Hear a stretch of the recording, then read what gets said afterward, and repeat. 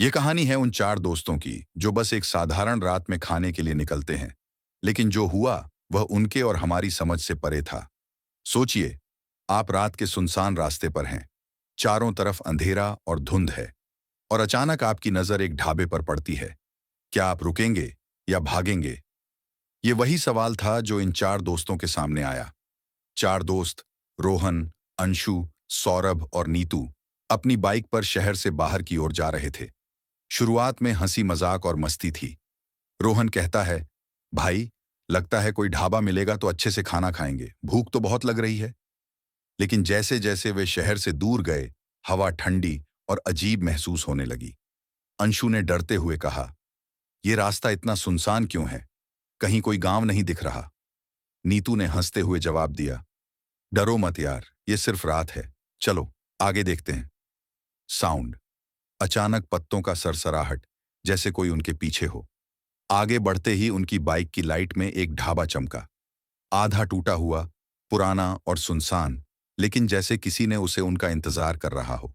Sign board पर लिखा था, स्वागत है, आरामदायक भोजन। पर ढाबे की हालत देखकर लगता था कि यहां शायद कई सालों से कोई नहीं आया। सौरभ ने कहा, यह ढाबा अजीब लग रहा है, फिर भी चलो रुकते हैं, भूख बहुत लग रही है। चारों धीरे धीरे ढाबे की तरफ बढ़े। हवा में अजीब ठंडक थी और कदम भारी लग रहे थे, जैसे कोई अदृश्य शक्ति उन्हें रोक रही हो। और तभी एक दरवाजे की खड़खड़ाहट, कहीं से आई हुई फुसफुसाहट। दोस्तों ने देखा कि ढाबे का अंदरूनी हिस्सा बिल्कुल सुनसान है, पर अंदर जाते ही अजीब अंधेरा और गहरी खामोशी ने उनका स्वागत किया। अब जानिए इन चार दोस्तों के बारे में। रोहन, समूह का सबसे हिम्मती और चुलबुला, हमेशा मजाक करने वाला।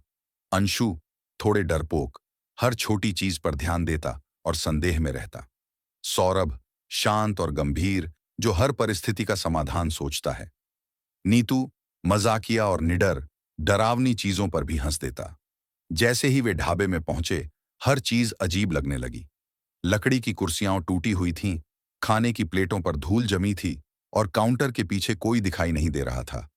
रोहन, धीरे से, ये जगह अजीब तो है, लेकिन शायद खाना मिलेगा।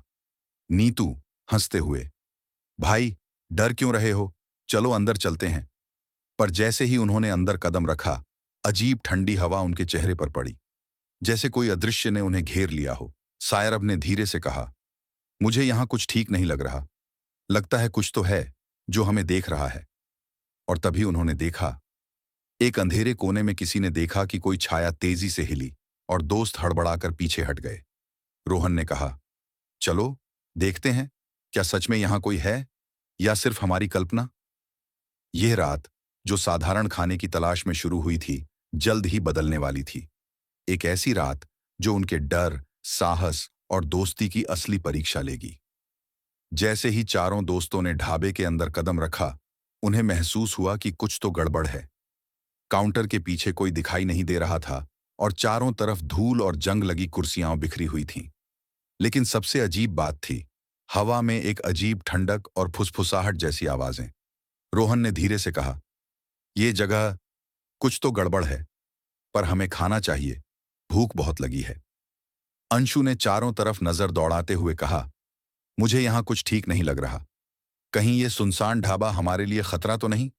नीतू ने हंसते हुए कहा, अरे यार, डरते क्यों हो, ये तो बस ढाबा है, चलो देखते हैं क्या खाना मिलता है। सौरभ ने सबको शांत करने की कोशिश की, चलो पहले बैठते हैं, देखते हैं, जो भी हो मिलकर सामना करेंगे। चारों दोस्त धीरे धीरे टूटी कुर्सियों पर बैठ गए। पर तभी एक अजीब आवाज, जैसे किसी ने पीछे से फुसफुसाया हो, चारों के कानों में गूंज उठी। दोस्त एक दूसरे की तरफ देखकर डर गए। रोहन ने हिम्मत करके कहा, शायद ये सिर्फ हवा की आवाज है, या हम अपनी कल्पना में ही डर महसूस कर रहे हैं। नीतू ने चारों की तरफ देखते हुए कहा, भाई, कल्पना या नहीं, मैंने अभी एक परछाई देखी, कोई यहां था। सौरभ ने अपनी जेब से मोबाइल निकाला और टॉर्च ऑन की। पर जब उन्होंने ढाबे के अंदर टॉर्च की रोशनी डाली तो कोई भी नहीं था, सिर्फ खामोशी और धूल भरा अंधेरा। अंशु डर के मारे चीखा, दरवाजा, उसने अपने आप बंद हो गया। चारों दोस्त उठकर दरवाजे की तरफ भागे, लेकिन दरवाजा जाम था। और तभी ढाबे के कोने से एक हल्की हंसी की आवाज आई, एक आवाज इतनी धीमी और खौफनाक कि उनके रोंगटे खड़े हो गए। रोहन ने धीरे से कहा, कोई है यहाँ? हमें अब समझना होगा कि हम कहाँ फंस गए हैं। नीतू ने हिम्मत करके कहा, मुझे लगता है ये ढाबा सिर्फ भोजन के लिए नहीं है, ये किसी और चीज के लिए है। दोस्तों ने धीरे धीरे चारों तरफ देखा। दीवारों पर पुराने फोटोग्राफ, जंग लगी प्लेट्स और अजीब निशान, जैसे कोई वर्षों से यहां रहा हो। पर सबसे डरावनी चीज थी काउंटर के पीछे एक पुरानी घड़ी, जो सही समय दिखा रही थी, जबकि बाकी सब कुछ जंग लगा और टूटा हुआ था। सौरभ ने कहा, यह तो नामुमकिन है। ये घड़ी इस ढाबे में कैसे ठीक काम कर रही है? अंशु ने देखा कि खिड़की के शीशे पर किसी ने हाथ के निशान छोड़े हैं, और रोहन ने धीरे से कहा, ये निशान अभी अभी बने हैं, ऐसा महसूस हो रहा है जैसे कोई हमें देख रहा हो। नीतू ने कहा, हमें बाहर जाना चाहिए, अभी। पर जैसे ही वे दरवाजे की ओर दौड़े, दरवाजा अचानक फिर से बंद हो गया। चारों दोस्तों की सांसें तेज हो गईं। रोहन ने जोर से चिल्लाया, कौन है वहां? बाहर आओ। और तभी उन्होंने देखा कोने में एक हल्की परछाई जो धीरे धीरे उनके पास बढ़ रही थी। चारों दोस्तों की आंखें डर से फैल गईं। नीतू ने हिम्मत करके पूछा, तुम कौन हो? यहां क्यों हो? पर जवाब में सिर्फ खामोशी और धीरे धीरे बढ़ती ठंडक थी। अंशु का हाथ कंपाने लगा और सौरभ ने धीरे से कहा, हम अब समझ गए हैं, यह ढाबा सिर्फ भोजन के लिए नहीं है, यह किसी रहस्य और डर का अड्डा है। और इस तरह चारों दोस्तों की यह रात, जो साधारण खाने की तलाश में शुरू हुई थी, अब बदल चुकी थी। वे सिर्फ भूखे नहीं थे, वे अब डर और रहस्य के बीच फंस गए थे। जैसे ही रात गहराई, ढाबे का माहौल और भी डरावना हो गया। चारों दोस्तों ने महसूस किया कि यह सिर्फ एक साधारण ढाबा नहीं था, यहां कुछ ऐसा था जो उन्हें देख रहा था। धीरे धीरे हर आवाज, हर छाया, हर ठंडी हवा की लहर उन्हें घेरने लगी। रोहन ने धीरे से कहा, हमें अब समझना होगा कि यह जगह सिर्फ सुनसान नहीं है, यहां कुछ रहस्य छुपा है। अंशु की आंखें डर से फैल गईं। मैं अब और नहीं रह सकता, हमें तुरंत बाहर जाना होगा। नीतू ने उसकी तरफ देखा और मुस्कुराया, पर मुस्कान में भी डर था। दोस्तों, डरना समझदारी नहीं है, हमें समझना होगा कि यह सब क्या हो रहा है। सौरभ ने चारों को शांत करते हुए कहा, शायद यहां कुछ सालों पहले हुई घटना का असर है, यह ढाबा किसी रहस्य को छुपा रहा है। जैसे ही उन्होंने दरवाजे की तरफ देखा, वहां कुछ दिखाई दिया, एक परछाई जो धीरे धीरे उनके पास बढ़ रही थी। अंशु चिल्लाया, देखो, वो क्या है? पर परछाई ने सिर्फ उन्हें घूरा और अचानक गायब हो गई। चारों दोस्तों का दिल धड़कने लगा। नीतू ने कहा, हम अब समझ गए हैं, हमें इस ढाबे का रहस्य जानना होगा, या यह हमें कभी जाने नहीं देगा। दोस्तों ने धीरे धीरे ढाबे की ओर बढ़ना शुरू किया। वहां उन्हें मिले पुराने फोटो, टूटी हुई कुर्सियां, जंग लगी प्लेट्स और दीवारों पर खून के पुराने निशान। एक फोटो ने सबका ध्यान खींचा। चारों दोस्त खुद, पर कुछ साल पहले के उसी ढाबे में। रोहन चौंकते हुए बोला, ये हम हैं? पर यह कब की तस्वीर है? सौरभ ने धीरे से कहा, यह ढाबा, हमें फंसाने के लिए किसी ने यहां सब कुछ रखा है। यह सिर्फ ढाबा नहीं है, यह किसी खेल का हिस्सा है। अंशु डर से कांपते हुए बोला, हमें अब तुरंत बाहर जाना होगा। नीतू ने एक कोने की ओर देखा और कहा, नहीं, पहले हमें यह देखना होगा कि ढाबे में कौन है, हमें इसका सामना करना ही होगा। चारों दोस्त धीरे धीरे आगे बढ़े। जैसे ही उन्होंने एक कमरे का दरवाजा खोला, वहां अजीब सा अंधेरा और ठंडी हवा उन्हें घेरने लगी। सौरभ ने कहा, यहां यहां कोई है, मैं महसूस कर रहा हूं। और तभी एक पुरानी कुर्सी अपने आप हिली। रोहन ने जोर से कहा, कौन है वहां? दिखाओ खुद को। नीतू ने धीरे से कहा, यह ढाबा, यह हमें डराने के लिए ही बना है, लेकिन मैं अब डरने वाला नहीं हूं।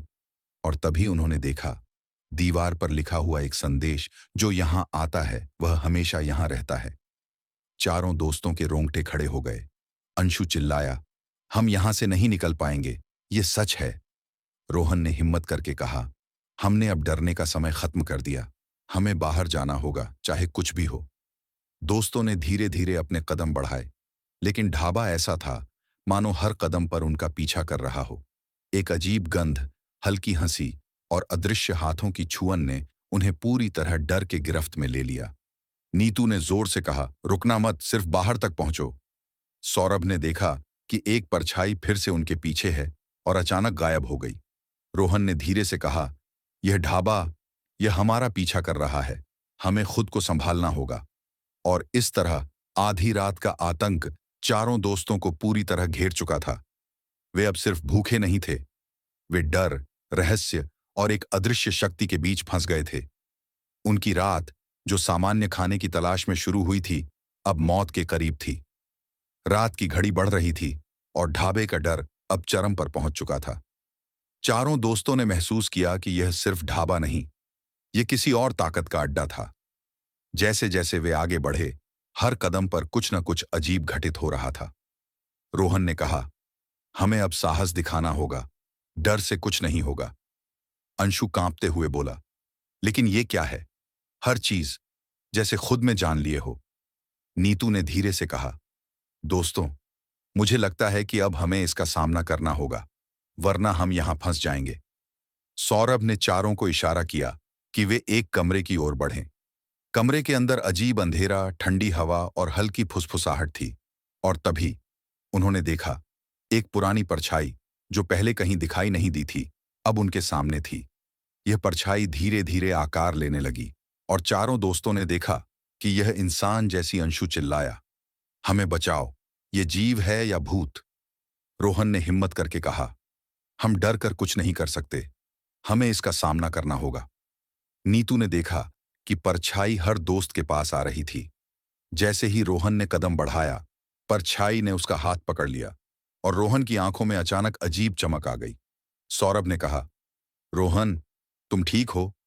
पर रोहन ने धीरे से कहा, मैं अब वही नहीं हूं जो पहले था। अंशु और नीतू ने मिलकर कोशिश की कि रोहन को छुड़ाए, पर जैसे ही उन्होंने उसे छुआ, रोहन अचानक गायब हो गया। चारों दोस्तों का डर चरम पर पहुंच गया। नीतू ने जोर से चिल्लाया, हमें बाहर जाना होगा, अभी। सौरभ ने देखा कि कमरे के कोने में एक पुराना कटोरा रखा था। कटोरे में जलती हुई मोमबत्ती और कुछ अजीब प्रतीक बने हुए थे। सौरभ ने धीरे से कहा, यह ढाबा किसी पुरानी काली शक्ति का केंद्र है और हम इसका हिस्सा बन चुके हैं।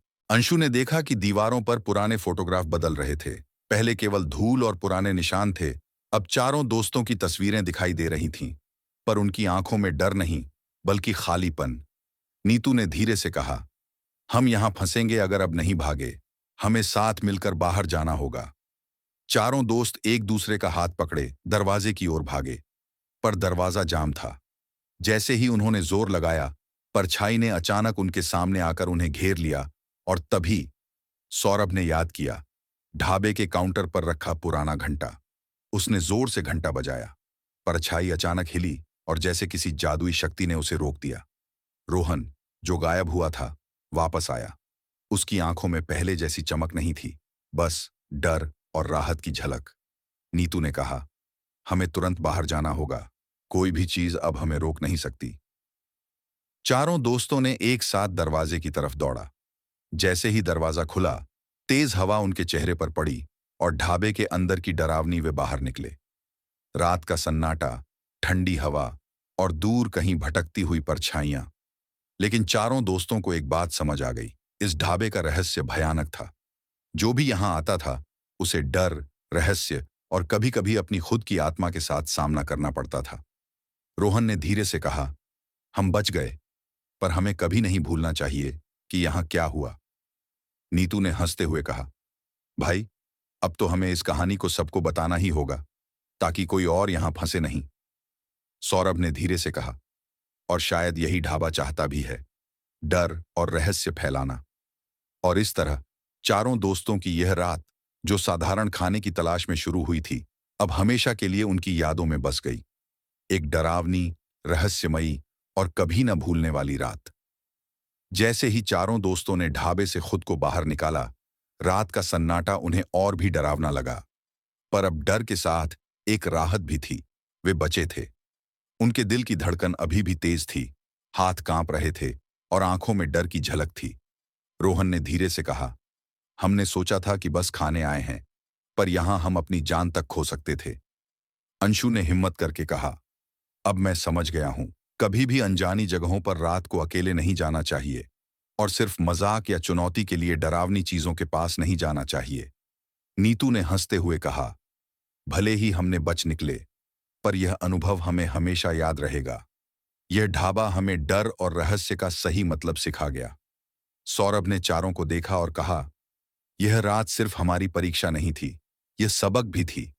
कभी भी अनदेखी चीजों को हल्के में मत लो, डर को समझो, पर साहस भी दिखाओ। दोस्तों ने देखा कि ढाबा अब और भी सुनसान लग रहा था। हर चीज वैसी ही थी, टूटे फर्नीचर, धूल, अजीब शैडोज, पर अब उनके पास अनुभव और साहस था।